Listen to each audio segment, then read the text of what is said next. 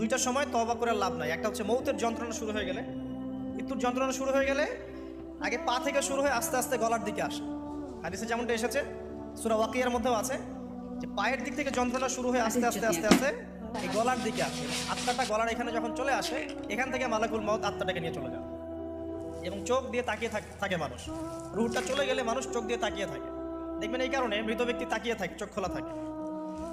এবং তখন আসমান থেকে সিঁড়ি নামিয়ে দেওয়া হয়, ওই সিঁড়িতে করে আত্মা চলে যাচ্ছে, ও তাকিয়ে দেখে যে আত্মা চলে যাচ্ছে। এবং মানুষ মারা যাওয়ার পরে চোখ জীবিত থাকে অনেকক্ষণ। মেডিকেল সায়েন্স যারা পড়েছে তাদেরকে জিজ্ঞাসা করবে, মানুষ ডেড হয়ে গেলেও চোখ দেখবেন আরও কয়েক ঘন্টা, হয়তো আরও নির্দিষ্ট একটা সময় পর্যন্ত চোখটা কিন্তু জীবিত থাকে। এই জন্যে চোখ বন্ধ করে দিতে হয়। যাই হোক, যেটা বলছিলাম যে মৌতের যন্ত্রণা শুরু হয়ে গেলে তওবা করে লাভ নাই, তওবার দরজা বন্ধ। আর পশ্চিম দিক থেকে সূর্য উঠে গেলে তওবা করে লাভ নাই, তওবার দরজা